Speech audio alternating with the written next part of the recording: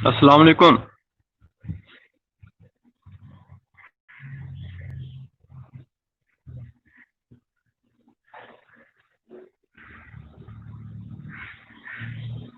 कायनात, क्या हाल है बेटा, ठीक हो? आगे सारे स्टूडेंट अभी 4 आए हैं जी।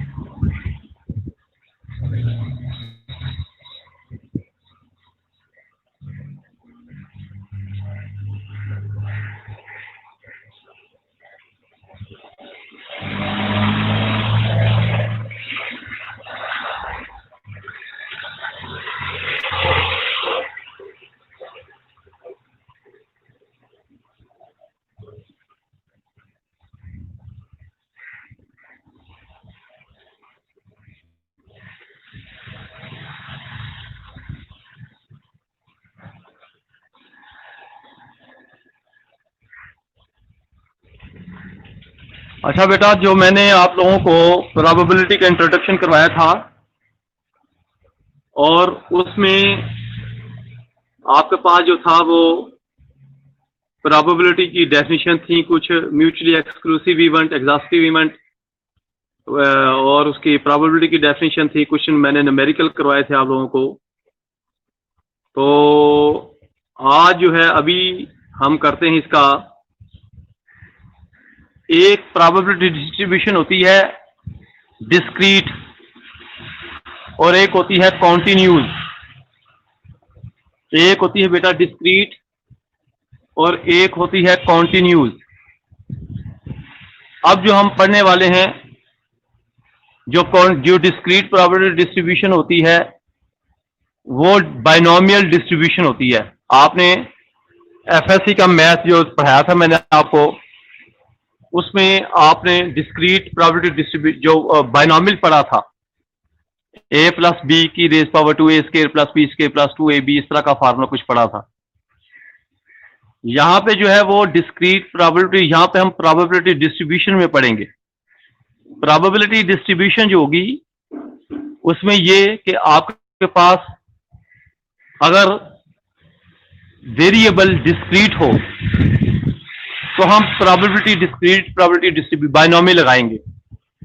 अगर वेरिएबल आपके पास कॉन्टिन्यूज हो तो हम उसमें नॉर्मल डिस्ट्रीब्यूशन लगाएंगे। लेकिन अगर खाली मीन हो, यानी प्रोबेबिलिटी जो सक्सेस है वो बहुत ही कम हो, तो वहां पर हम पाइथन डिस्ट्रीब्यूशन लगाते हैं। आपके सिलेबस में ज्यादातर जो पेपर में आती हैं वो नॉर्मल डिस्ट्रीब्यूशन आती है, जिसको कॉन्टिन्यूज डिस्ट्रीब्यूशन का भी नाम दिया जाता है।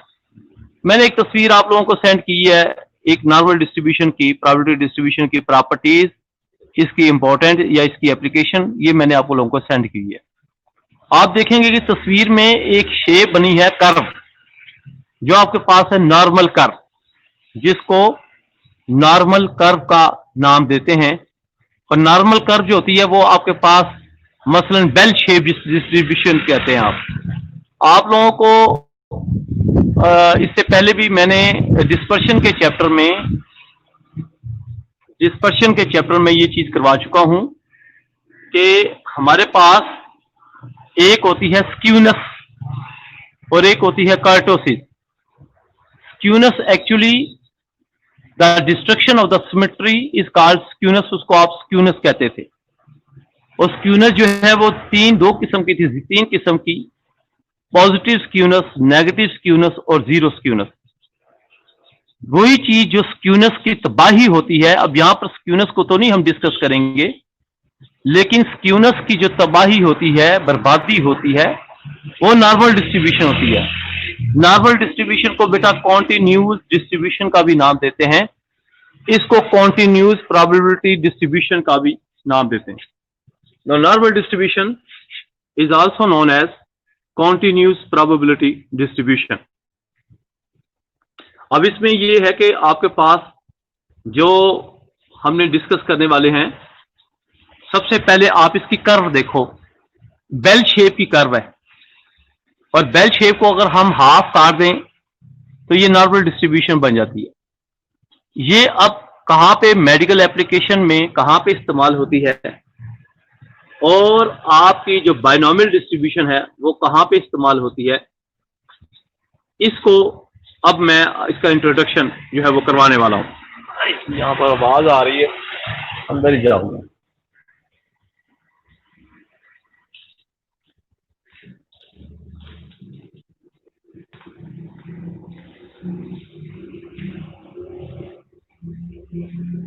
तो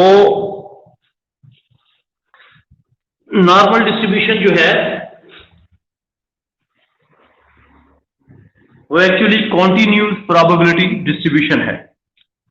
नॉर्मल डिस्ट्रीब्यूशन बेटा क्या है? कॉन्टिन्यूस प्रोबेबिलिटी डिस्ट्रीब्यूशन है, और ये बेल शेप की होती है।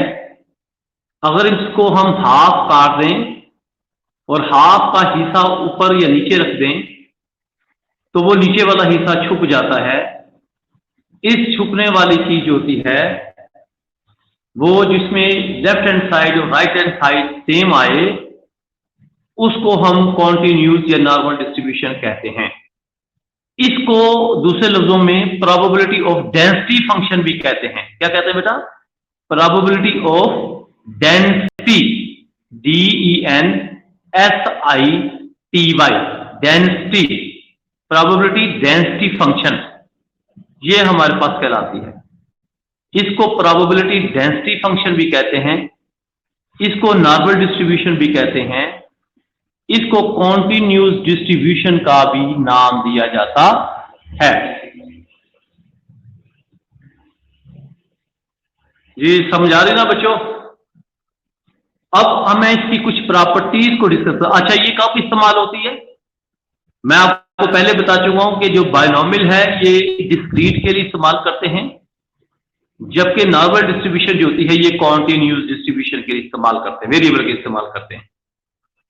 अब मसलन मैं इसकी एक छोटी सी मिसाल देता हूं कि एक हार्ट का डॉक्टर स्पेशलिस्ट है, हार्ट सर्जन, वो दावा करता है कि मेरे पास जो पेशेंट्स आते हैं वो 90% वो सर्वाइवल चांसेस है, उसकी 90% कामयाब हो जाते हैं। अब 90% उनकी कामयाबी है, जबकि 10% जो है वो सर्वाइवल नहीं होते, एक्सपायर हो जाते हैं। इसका मतलब है कि प्रोबेबिलिटी ऑफ सक्सेस जो है ये 90% है, और प्रोबेबिलिटी ऑफ फेलियर जो है वो 10% है। अगर सपोज वो कहता है कि मेरे पास 5 पेशेंट्स डेली आते हैं और मैं उनकी माइनर या जैसी भी सर्जरी करता हूं, तो आप उनसे पूछेंगे कि भी आप प्रोबेबिलिटी बताओ कि जिसमें सिर्फ एक पेशेंट बचता है बाकी सारे एक्सपायर हो जाते हैं। ये आपसे सवाल पूछा जाएगा कि heart surgeon claim that the probability of the survival of the patient who operates it is a 90%. If he operates 5 patients a day, what is the probability of the survival? Is the no patient will survive. कोई patient survive नहीं करता, सारे के सारे expire हो जाते। Only one patient will survive, other 4 patients will expire. 2 and 3, between 2 and 4 patient will survive. 2 और 4 के दरमियान कौन सा तीसरा पेशेंट वो सर्वाइव करता है, बाकी के सारे एक्सपायर हो जाते हैं। तो इस तरह की जो प्रोबेबिलिटी होती है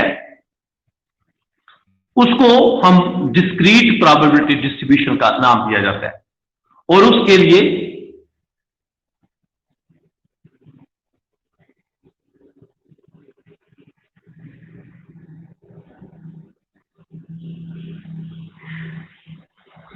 बेटा ये नेट का मसला है इधर।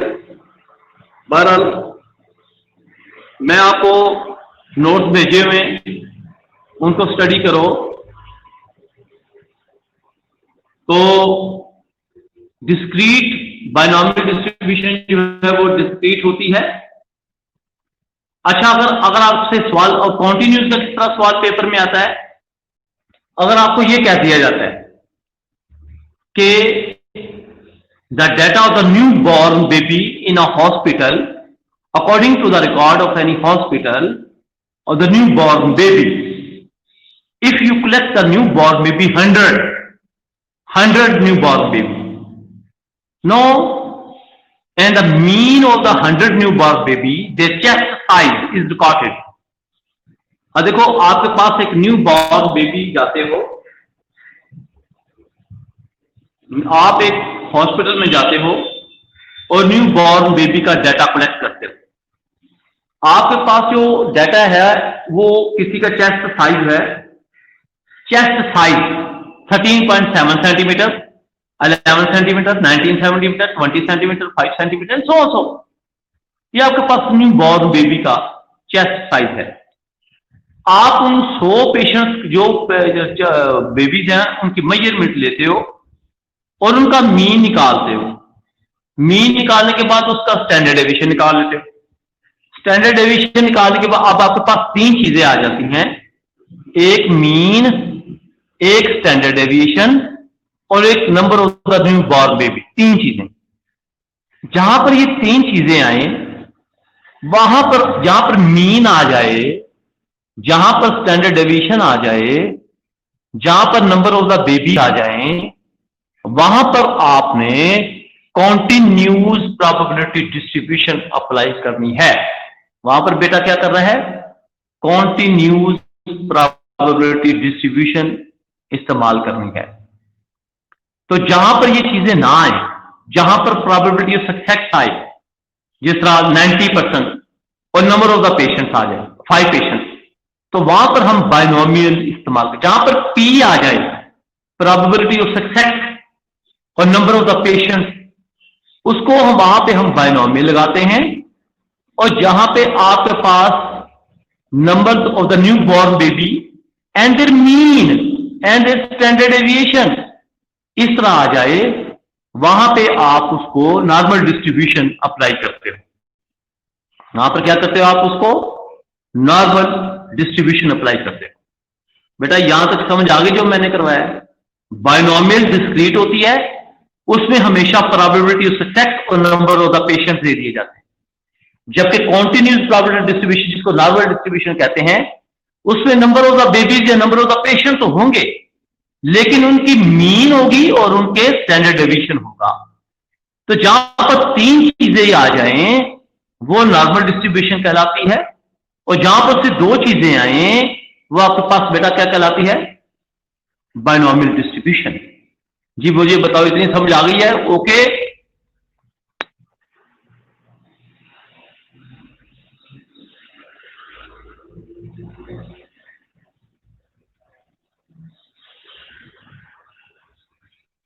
जी बच्चों, इतनी समझ आ गई है?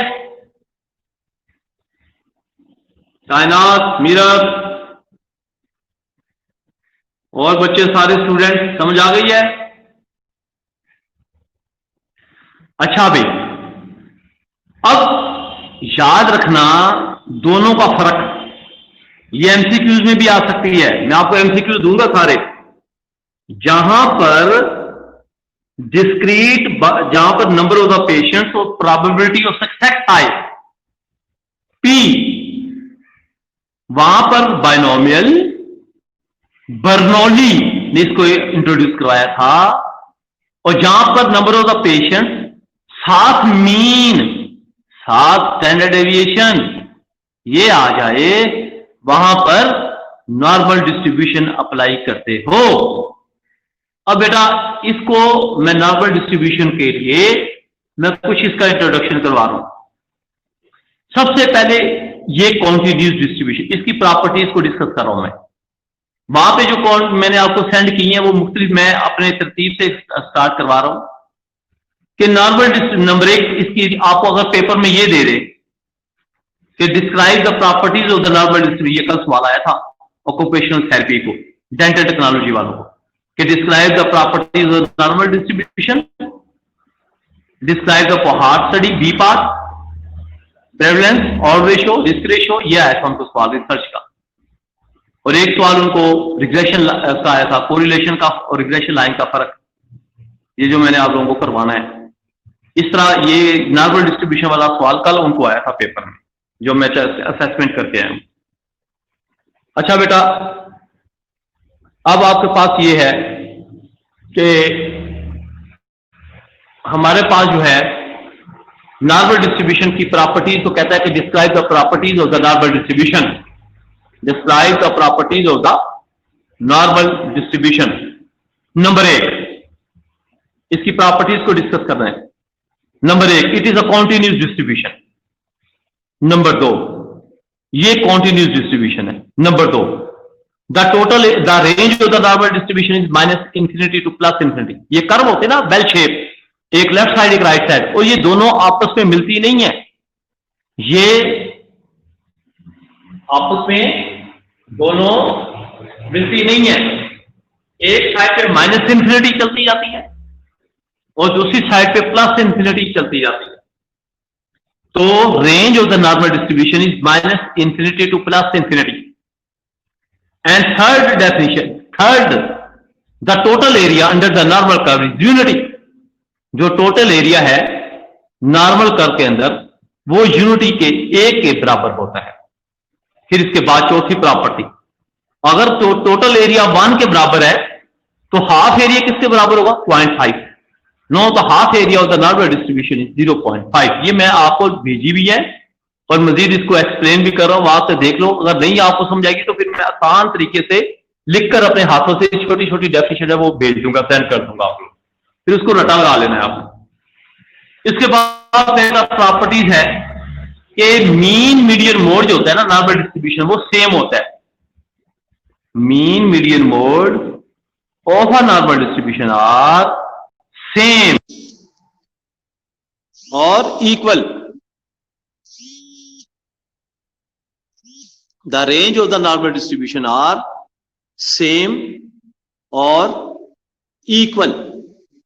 फिर इसके बाद प्रॉपर्टी है द मैक्सिमम ऑर्डिनेट्स, जो पीक होती है ना चोटी नॉर्मल डिस्ट्रीब्यूशन की, पीक ऊपर वाला हिस्सा, उसको लाइन लगा दे सीधी एक्स एक्सिस पर, नीचे डाउन चली जाए। ये जो होता है ना मैक्सिमम ऑर्डिनेट्स कहते हैं, और ये किसके बराबर होता है? 1 over sigma under 2 pi.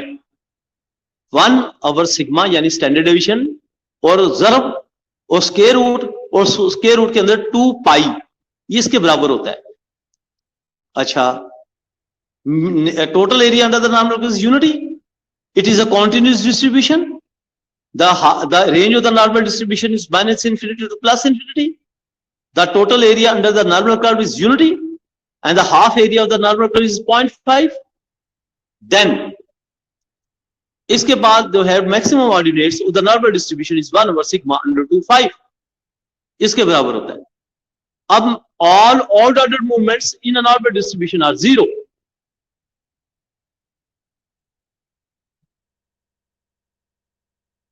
In all ordered movements in a normal distribution are 0. वो 0 के बराबर होते हैं। The second movement of a normal distribution are equal to variance, ये variance के इक्वल होती है। No mean median mode in a normal distribution are identical or same or equal। फिर उसके बाद the mean deviation of a normal distribution is 4 over 5 of its standard deviation। 4/5 standard deviation के बराबर होता है मीन डेविएशन। इसके बाद जो यानी कि लेफ्ट साइड राइट साइड पे जहां पर कर्व मूव करती है वो म्यू प्लस माइनस सिग्मा के बराबर होता है। राइट साइड पे म्यू प्लस सिग्मा और लेफ्ट साइड पे म्यू माइनस सिग्मा के बराबर होता है। तो बेटा ये थी प्रॉपर्टीज जो आप लोगों ने मैंने जो भेजी है, इनको याद करना है आपने। लो पुत्र, ये मेरा आज का काम है, ये सेकंड लेक्चर है, इसको मेरा पुत्र याद करना है, पढ़ना है, और ये प्रॉपर्टीज बहुत अहम है। और इसकी जो इक्वेशन होती है ना वो 1 over sigma under 2 pi e power -1/2 into x minus mu over sigma then it's whole square, ये इसके बराबर होता है। बहरहाल ये आप लोगों को परेशान होने की जरूरत नहीं है, कॉलेज खुलेंगे, मैं आपको इसलिए वो चैप्टर करवा रहा हूं जो आगे बड़े मुश्किल आ रहे हैं। व्हाइट बोर्ड के बगैर हमारा गुजारा नहीं है, तो इसलिए मैं बस आगे दुआ करो कि ये छुट्टियां एक्सटेंड ना कर जाएं, वरना बड़ा मुश्किल हो जाएगी हमारे लिए पढ़ना। तो स्पेशली बायोस्टैट और मैथ को, मैथ जो बच्चों को पढ़ाता हूँ वो भी मुश्किल हो जाएगी, और आपकी बायोस्टैट तो नहायत ही मुश्किल हो जानी है। 80 नंबर का पेपर है आप लोगों का। तो बच्चे अब कितनी आप लोग ठीक है एमसीक्यूज को रोटा लगा लोगे, कितना तक लगाओगे? जो समझाऊंगा तो समझ आएगी ना, नहीं समझाएगी तो नहीं समझ आएगी। तो बस दुआ करो कि ये हमारी क्लासेस स्टार्ट हो जाएं और नेक्स्ट जो है हम इसको पढ़ें। लो बेटा, ये आपने प्रॉपर्टीज को याद रखना है, इसको पढ़ना है और इसको देखना है आपने। ओके, कर लोगे? काफी है।